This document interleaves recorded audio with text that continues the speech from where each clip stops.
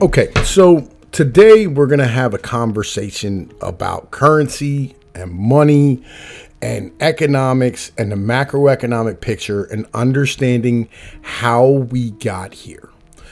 I think the hows and whys and whens and whos and wheres are utterly important in history. And the fact that we're not getting a proper education about the most important thing that affects every American every day is truly a tragic situation when it comes down to it. So, with that being said, this is going to be an extremely important video that I do. It will be put out here. It will be put out on Anchor. It will be on BitChute. All right. And I shall advertise all of said things. And I think that this video will be one of the best videos that I will ever do. And if you have any questions or any comments, leave them in the comment section. Understand, I don't delete any comments. All right, I do not. I will never moderate my comment section. YouTube does it to me on a regular basis. YouTube flat out just basically, deletes comments. Like, I get the notification for the comment and I click on it. It says comments no longer available. And I check in, like where it says, it has two things in the YouTube studio where you can click, comments held for review or comments that are spam, and it's not in there either. And I'm sorry if that happens. I read everything y'all send to me. Real shit. If it needs responding to, I respond to it. And I'm very appreciative for all the love and support I get from my fan base and from everybody out here who watches my videos. And I always want to try and bring you the best content possible. Understand, I don't ignore any of y'all. You can reach me on Discord. The link is in the description. You can join my Discord and always be notified of new stuff when I put it out. This is an extremely important video. We are going to start with the Federal Reserve. All right. And understanding what the Federal Reserve is. And again, this is an important video when it comes down to it. So do me a favor, try and pay attention. And if you have any questions, please feel free to ask. If you have any corrections, put them in the comment section. If it gets deleted, come to my Discord and you can hit me up directly, legit. And I have no problem having a conversation with you or explaining or breaking down, or, if you want to explain something to me that I don't know, I love learning and I'm always down for educating myself and opening myself up to new paradigms and new ways of thinking about things. Again, it's really appreciated. And enjoy the show, my friends. Okay, so the first thing you need to understand is the Federal Reserve System. All right, what is the Federal Reserve System? The Federal Reserve System is the central bank of the United States and arguably the most powerful financial institution in the world. The Federal Reserve System was founded by the U.S. Congress in 1913 to provide the nation with a safe, flexible, and stable monetary and financial system. It is based on a federal system that comprises a central government agency, the Board of Governors, and the Board of Governors in Washington, D.C., and 12 regional Federal Reserve banks that each are responsible for a specific geographic area of the U.S. The Federal Reserve is considered to be independent because its decisions do not have to be ratified by the president or any other government official. However, it is still subject to congressional oversight and must work within the framework of the government's economic and financial policy objectives, often known as simply as the Fed. Understanding the Federal Reserve. The Federal Reserve creation was precipitated by repeated financial panics that afflicted the U.S. economy over a previous century, leading to the severe economic disruptions due to bank failures and business bankruptcies. A crisis in 1907 led to calls for an institution that would prevent panics and disruptions. The 12 regional feds are based in Boston, New York, Philadelphia, Cleveland, Richmond, Atlanta, Chicago, St. Louis, Minneapolis, Kansas City, Dallas, and San Francisco. The Federal Reserve's duties can be categorized into four general areas: conducting national monetary policy by influencing monetary and credit conditions in the U.S. economy to ensure maximum employment, stable prices, and moderate long-term interest rates; supervising and regulating banking institutions to ensure safety of the U.S. banking and financial system and to protect consumers' credit rights; maintaining financial system stability and containing systemic risk; providing financial services, including a pivotal role in operating the national payment system; to depository institutions, the U.S. government, and foreign official institutions. It's a dual mandate. The Federal Reserve's main monetary policy making body is the Federal Open Market Committee, which includes the Board of Governors, President of the Federal Reserve Bank of New York, presidents of 4 other regional Federal Reserve banks who serve on a rotating basis. The committee is responsible for monetary policy decisions, which are categorized into 3 areas: maximizing employment, stabilizing prices, and moderating long-term interest rates. The first 2 are known as the Fed's dual mandate. Income. The Fed's main income source is interest on a range of U.S. government securities. On a range of U.S. government securities it has acquired through its operations. Other income sources include interest on foreign currency investments, interest on loans to depository institutions, and fees for services such as check clearing and fund transfers provided to these institutions. After paying expenses, the Fed transfers the rest of its earnings to the U.S. Treasury. So, here's the deal with the Fed. I know a lot of people think the Federal Reserve is some boogeyman agency, the creature from the Jekyll Island, as the book says. But the reality is, the Federal Reserve really, when you look at it, it's a cucked husband of a gold-digging wife. That's what it is. It's a trick to fool dumb people. It's there really to fund the U.S. government and to fund banks. And its debts all look like its debts. That way it doesn't look like U.S. debts. That's why it's considered a private institution. But the reality is that the Fed is the government. Like, it's that simple. The Fed and the government are the same thing. There's no difference. All right? Like, that's really the situation. And when the time comes, the U.S. can go, look at the Fed, it's terrible. Right? But the reality is that it's holding all of the government's loans. That way, the U.S. government isn't holding its loans. Again, it's just a cucked husband of a gold-digging wife. This is what the Federal Reserve is. It isn't some crazy boogeyman. It isn't some nonsense. But it gives the government the power to be able to do things in the market that the Treasury wouldn't be able to do if it was on a fixed currency. That's the reality of it. So, let's go to the next step. Okay, June 5th, 1933. FDR takes the United States off the gold standard. On June 5th, 1933, the United States went off the gold standard, a monetary system in which currency is backed by gold, when Congress enacted a joint resolution nullifying the right of creditors to demand payment in gold. The United States had been on the gold standard since 1879, except for an embargo on gold exports during World War I, but bank failures during the Great Depression of the 1930s frightened the public into hoarding gold, making the policy untenable. Soon after taking office in March 1933, Roosevelt declared a nationwide bank moratorium in order to prevent a run on the banks by consumers lacking confidence in the economy. He also forbade banks to pay out gold or export it. According to Keynesian economic theory, one of the best ways to fight off an economic downturn is to inflate the money supply, and increasing the amount of gold held by the Federal Reserve would in turn increase its power to inflate the money supply. By facing similar pressures, Britain had dropped the gold standard in 1931, and Roosevelt had taken note. On April 5th, 1933, Roosevelt ordered all gold coins and gold certificates of denominations more than $100 turned in for other money. Like currency.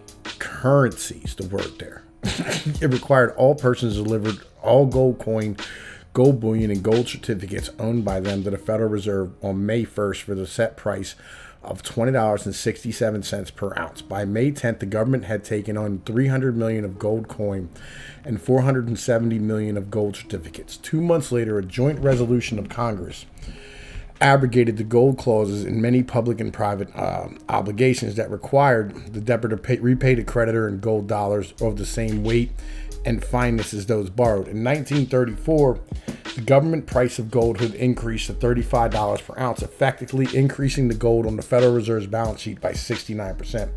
This increase in assets allowed the Federal Reserve to further inflate the money supply. The government held the $35 per ounce price until August 15th, 1971, when President Richard Nixon announced that the United States would no longer convert dollars into gold to fixed values, thus completely abandoning the gold standard in 1974. President Gerald Ford signed legislation that permitted Americans again to own gold bullion. So here's the reality of things. There's this idea in Keynesian economics that what you do to get rid of an oppression, right, or any type of monetary real issue is just to print money, right, and get credit moving around, because that's really what a lot of these depressions were about. It's that credit was frozen. And once credit becomes frozen, the vast majority of businesses in the United States run on credit. Okay, like, when you have to pay your payroll, when you got to pay for goods, you got to pay for inventory, you have to borrow money to do so. And if credit ends up frozen, and you end up in a situation where, things just aren't happening in your economy altogether. So they print money to be able to stand here and give individuals, money to loan. That's basic. That's the basic premise of all of it. So with that being said, instead of taking your medicine and letting things fall down and correct themselves the way they should, because what happened with the 1929 stock market collapse, the problem was that it was massively overinflated, because there's a lot of individuals in the market who had no idea what they were buying, what they were doing, and they were buying goods that they had no business buying. They were buying stocks and bonds that they just should not have been buying because there was no reason to be buying them. But everybody was making so much money, like nobody had any idea what to do. And due to the fact that we had the Federal Reserve basically just pumping money into the system, things ended up massively inflated and everything kind of came back to earth. And, we ended up in a 10-year depression in the United States. And it was made worse by the fact that they put in all these, all this legislation to try and save the system. What really pulled us out of the Great Depression was World War II, when it really came down to it. And it was the rest of the country's kind of just falling down. So, now, well, with that being said, when we went off the gold standards, because of the fact that he could not stand here and he couldn't have a competing currency, right? Or actually, he couldn't have actual money when he was trying to, make the U.S. dollar into a currency. All right, the U.S. dollar is a currency; it's not money. Okay, gold is money, silver is money, water is money.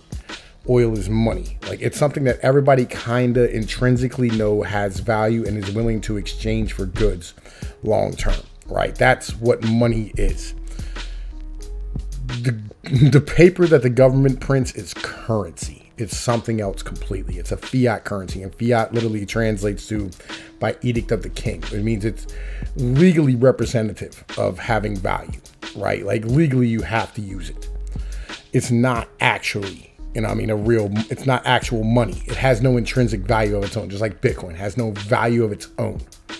It's not fiat, but it has no value of its own. It's something else completely. So, with knowing all of these things, he took us off this gold standard in 1935, which is the last time that the United States was actually really on a gold standard. Like, the gold standard was only there for certain actors after 1935.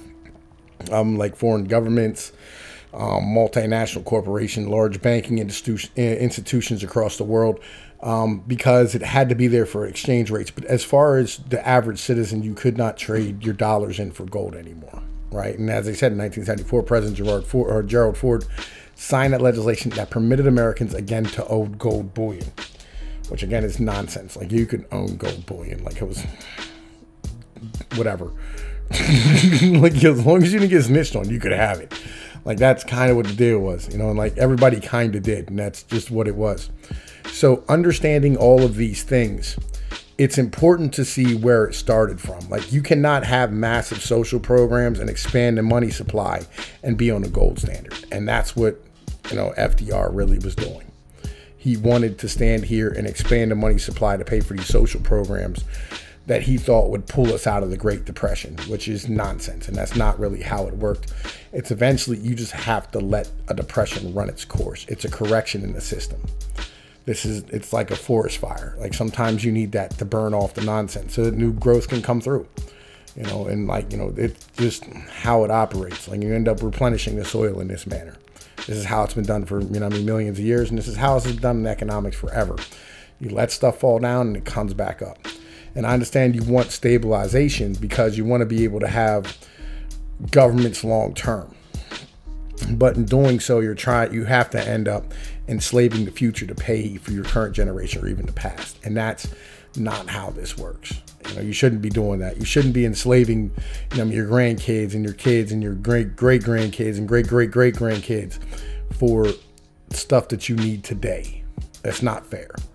I understand that's a social contract, but that's not fair that every human being born has a certain amount of debt that he has to pay. And no matter what happens, the government is perpetuated just because of this debt. That's something that I never liked. But all right. So what was the Bretton Woods Agreement and system? The Bretton Woods Agreement was negotiated in July 1944 to establish a new international monetary system. The Bretton Woods system, the agreement was developed by delegates from 44 countries at the United Nations Monetary Financial Conference held in Bretton Woods, New Hampshire. Under the Bretton Woods system, gold was the basis for the U.S. dollars and other currencies were pegged to the U.S. dollar value. The Bretton Woods system effectively came to an end in the early 1970s when President Richard M. Nixon announced that the U.S. would no longer exchange gold for U.S. currency. The Bretton Woods Agreement and system explained approximately 730 delegates representing 44 countries met in Bretton Woods in July 1944 with the principal goals of creating an efficient foreign exchange system, preventing competitive devaluations of currencies, and promoting international economic growth. The Bretton Woods Agreement and system were central to these goals. The Bretton Woods Agreement also created two important organizations, the International Monetary Fund, IMF, and the World Bank. While the Bretton Woods system was dissolved in the 1970s, both the IMF and World Bank have remained strong pillars for the exchange of international currencies. Through the Bretton Woods Conference itself took place over 3 weeks, the preparations for it had been going on for several years. The primary designers of the Bretton Woods systems were the famous British economist John Maynard Keynes and the American chief international economist of the U.S. Treasury Department, Henry Dexter White. Keynes' hope was to establish a powerful global central bank to be called the clearing union and issue new international reserve currency called the Bancor. White's plan envisioned a more modest lending fund and a greater role for the U.S. dollar rather than the creation of a new currency. In the end, the adopted plan took ideas from both, leaning more towards White's plan. It wasn't until 1958 that the Bretton Woods system became fully functional. Once implemented, its provisions called for the U.S. dollar to be pegged to the value of gold.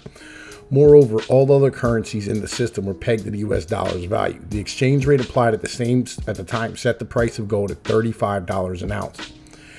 The Bretton Woods Agreement and system created the collective international currency exchange regime that lasted from the mid-1940s to the early 1970s.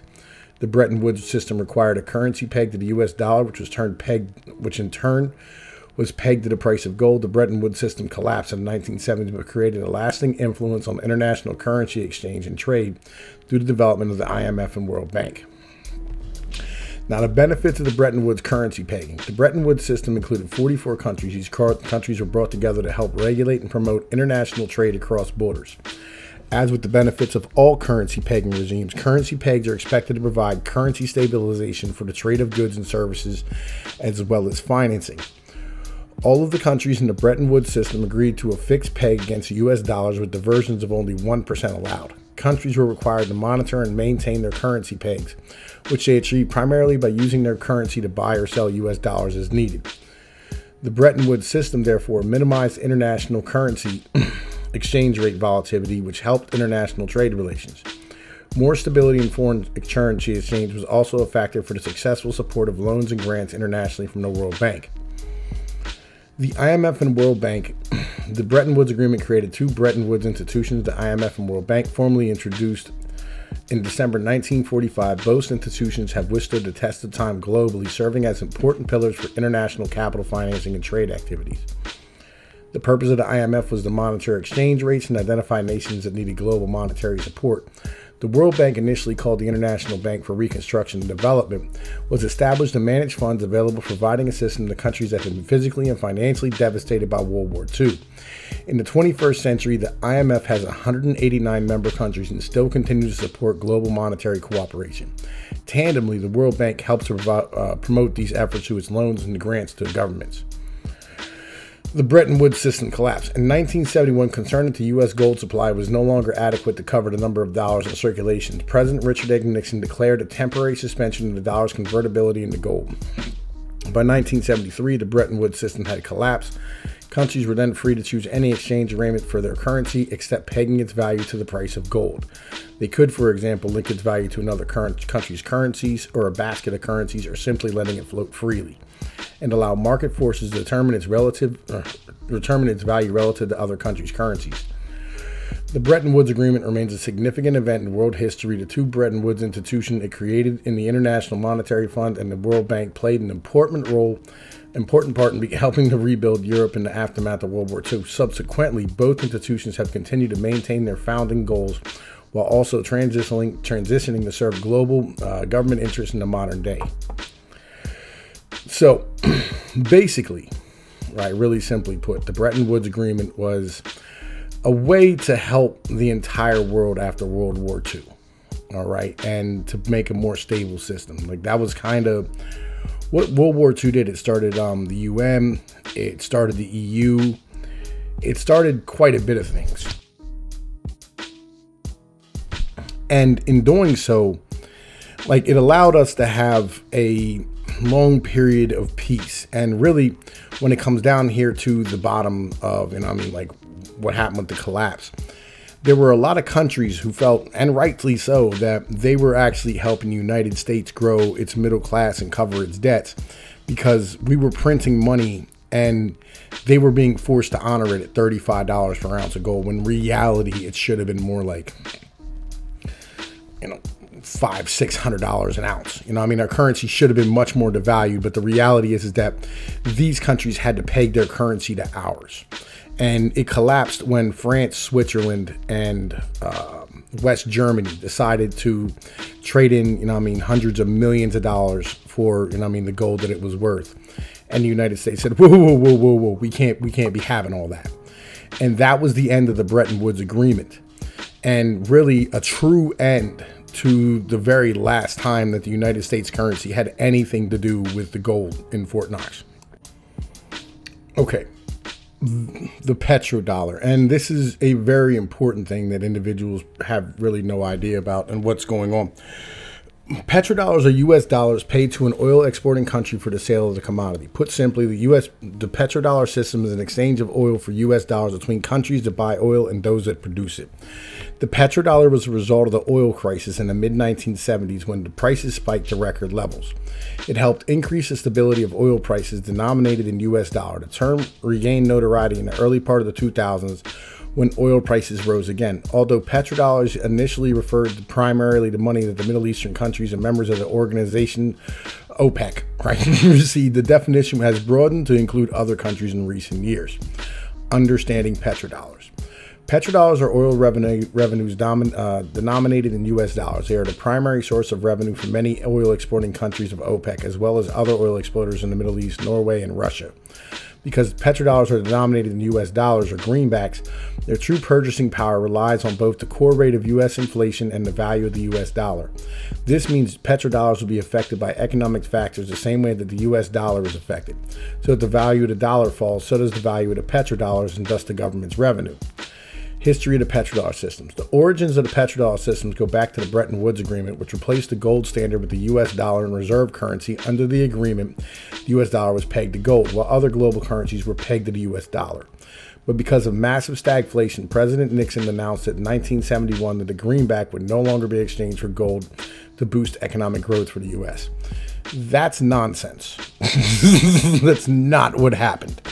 All right, what actually happened was that, as I said earlier, France and U.S., Germany, and Switzerland actually traded in their dollars for gold, and called our bluff on how much gold we actually have. And he said, "Oh, the rest of the world's going to do this. We need to get off of this." And that he, basically unlinked us for the last time from gold. On a gold back on our currency. That led to the creation of the petrodollar system, where U.S. and Saudi Arabia agreed to set oil prices in U.S. dollars. That meant that any other country that purchased oil from Saudi government would have to exchange its currency to the U.S. dollars before completing the sale. That led the remaining OPEC countries to follow suit and price their oil in U.S. currencies. Now, petrodollar recycling. The petrodollar system creates surpluses known as petrodollar surpluses. Since petrodollars are basically U.S. dollars, these surpluses lead to a large U.S. dollar reserves for oil exporters. These surpluses need to be recycled, which means they can be channeled into domestic consumption and investment, used to lend to other countries, or be invested back in the United States through the purchase of bonds and treasury bills. This process helps create liquidity in financial markets in the U.S. By investing their surpluses, these exporters reduce their dependence on oil revenue. The collapse of the petrodollar system. With the decline of the purchasing power of the dollar, the United States dollar, to greenback, some nations started to debate the benefits of the petrodollar systems. Countries like Iran, Russia, and India have considered shifting the base value of their exports in their own currency rather than the U.S. dollars. In late 2017, China announced that it considered moving the oil price to the yuan because it is the world's biggest importer of oil. China saw it as a logical shift to the price of the world's most important commodity. Venezuela dropped the petrodollar in 2017 and began pricing oil in euros and a yuan. And you notice what happened with Venezuela. So this is the reason why things happen in the Middle East the way they do.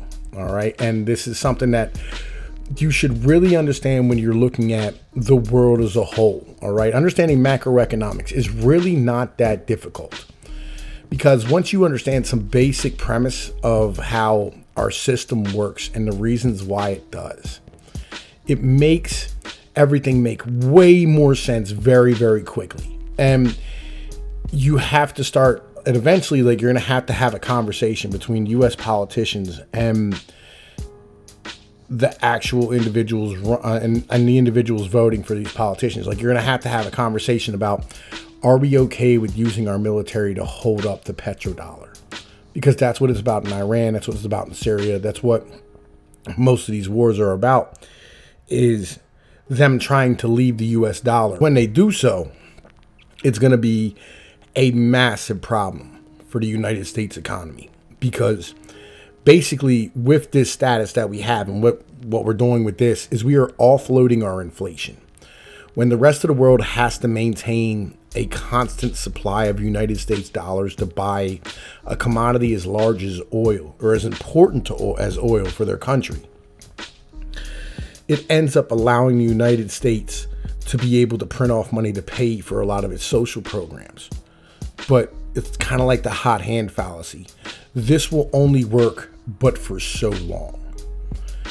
And when it's over with, we're going to have something else to move towards. So this is, something that you really have to understand. So to conclude, I wanted to show you the evolution of the dollar during the 20th century and understand how we got to where we are today, and to understand that all of this culminates in our actions in the Middle East, our actions across the world, and how we interact with other countries, how the inflation in our system destroys your savings. Inflation, ultimately, what they call it, is a tax on savings. And that's something that affects every American, whether you're rich or whether you're poor. And knowing how this system works and where we are today helps, I think, everybody when you look at the policies of your politicians and understanding if they're going to help you or harm you in the long run. All of this is utterly important. And I think we should all be paying close attention to this more than anything else. Because they say with any problem, you always just trace the money. And when you trace the money back, it really leads you and shows you how we got to where we are today. I'd like to thank you all for watching, and thank you all for continuing to support me. It's appreciated. It's Tom Peets with Pnoid News. Later.